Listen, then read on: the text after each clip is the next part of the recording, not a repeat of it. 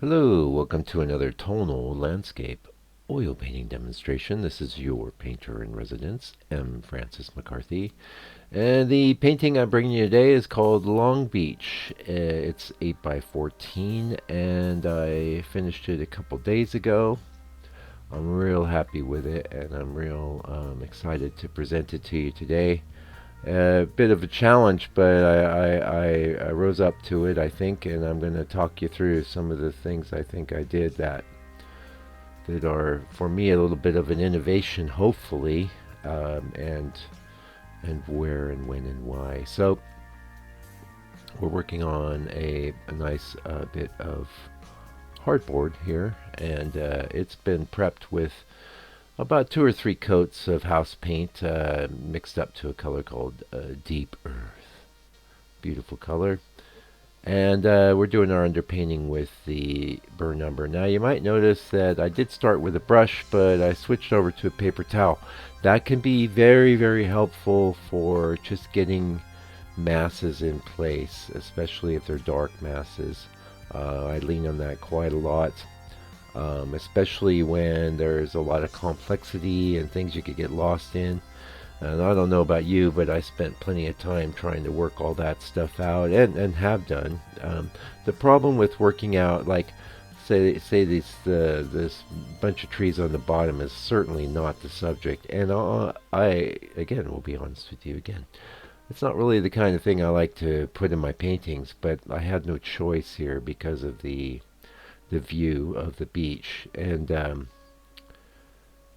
you a couple things I want to say about that. Hopefully, I'll remember. But you get in there and start delineating this tree exactly and that tree exactly. And the next thing you know, you've got too much focus on an area that you just want people to kind of cruise right over and get to the subject. And that's so these trees on the bottom are acting as a framing device. And again, it's not my favorite way to roll. I have done it very little, but I made it work here. And one of the ways that I made it work is just by keeping it loose, a little vague, and just evocative of what it's supposed to be, more so than getting in there and starting to delineate. Now, the other thing I want to point out is you can have a good look at the reference image in the members area of the channel. That's $6 a month, and that gives you access to hundreds of real-time videos where I'm painting in the studio. And that can be very valuable because you might just, I'm always trying to lay the nuggets on you here in the sped up 15-minute versions, but there's nothing like real time, man. There's nothing like being in the trenches together and working it out, sometimes sweating it out. Yeah. So the reason I brought up that reference image is because it had, like, underneath the trees was a road, a park, a bunch of other stuff that I really, not only did I not want to paint, but it just would have killed the whole painting. What we needed was just to deal with the fact there were some trees on the bottom, and just get on with it. Yeah, so, and I found that it was almost impossible for me to eliminate those items in those items of potential interest in the Photoshop session where I was setting up the reference. So I just made a mental note, not, as to how I was going to approach it. And quite a lot of effort and work went into the drawing portion of the painting. Now, check that out if you're interested. Here's the other thing, and one of the reasons I'm very proud of this painting, and one of the reasons I thought it would be great to show it to you today. Now, before I get into that, I have solved my exposure problem, like when my hand comes up, but you're going to see here, I forgot. I forgot in this part of the painting, so you'll see flashes, and you're probably used to it because that's most of the history of the channel. But yeah, sorry about that. It's still, I think, instructive and illuminating to see every aspect of the painting come together, and that's one reason why I don't like to, chop out chunks. And that always annoyed me when people had painting demonstrations where they just skip a big chunk. I'd rather see it sped up. And on YouTube, you can always slow things down. And like I said, members area, it's real time, so you probably want to speed it up. Okay, so the brief was big brush on this painting, and I've talked about that so much before, but I have done this sort of scene before, and it just took me hours and hours because it's a real place. So a lot of what I do in the channel is just based on, concoctions that I've come up with, the reference in Photoshop, or basically just riffs off the reference, and they don't have any real bearing to real places, and that's how I like it. However, if you go into the channel about a year or so ago, you'll see where I was doing a lot of scenes like this. And the reason is this is the kind of thing that galleries really love. Like, so I've done this specifically for a gallery that's up in Russell, which is pretty. You got to get on a ferry to get to Russell, but it's it's a very nice little town, and it gets a lot of tourists and things. So, and Long Beach is the biggest, nicest beach by there. So I painted it before, and that's on the channel, and I'm very proud of that painting. However, I'm prouder of this one because I didn't get into the weeds with the detail here. As you can see, I'm kind of going in now with my darks. And one thing too, I pointed, the people in the members area would know this, but you might not, and you might not be able to tell from the reference. But you don't, like, I'm using pretty dark black-ish tone on the bottom bit, which is closer to us. But as things recede, I brought in a bit of gray. And also, since the underpainting was well and dry at this point, I actually started it in, about a month ago in January, and it dried until I had time to get to it. What was that? The book? Okay, hey, sold some books this week, and I'm so thrilled to ship it to you anywhere on the planet. $60 US international.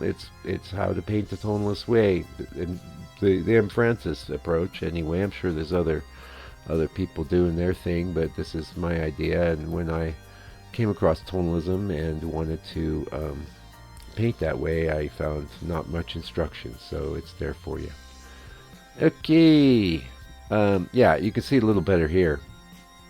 I had to tweak the footage, but those colors are pretty accurate. It has a more of a kind of clean feel like that, and you can see here more clearly how the darks in the back are a bit more subdued. And you always want to do that. You always want to have your darks recede, and many times photographs will lie to you on that score. Not so much here, but yeah. Anyway. So the brush I'm using there is actually really enjoy using the Treccles, and it's a Filbert. It's a relatively new one. Now, as they wear down, they take on different sorts of properties, which also can be useful and valuable. But the thing is about the Filbert is that the new Filbert from Treccles, it has like a little side bit where I can kind of cover things quickly, and then has a little toe which I'll use in place of a smaller brush.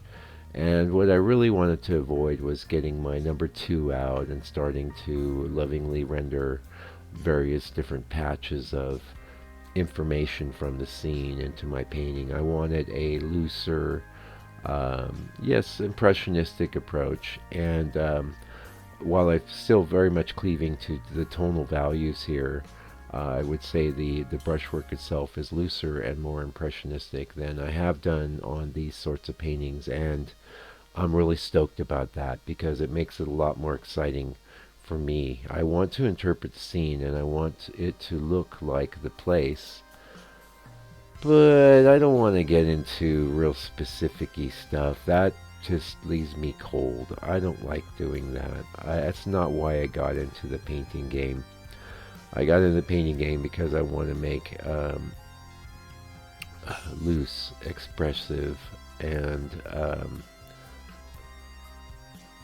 imaginative paintings that stimulate emotion and get a certain feeling across. And we certainly do get that feeling off of this painting. And a lot of that is the dappled clouds over the heads there. Now they're called the heads here, where basically little peninsulas coming out into the ocean. I mean, they might be called heads everywhere. I don't know. It's the first time I lived by this sort of feature.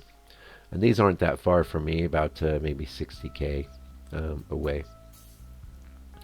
And I was also very proud of the fact that normally I'm quite restrained, as you know, with my color. But here I wanted to really pump up those greens, the light greens that you just saw me putting in.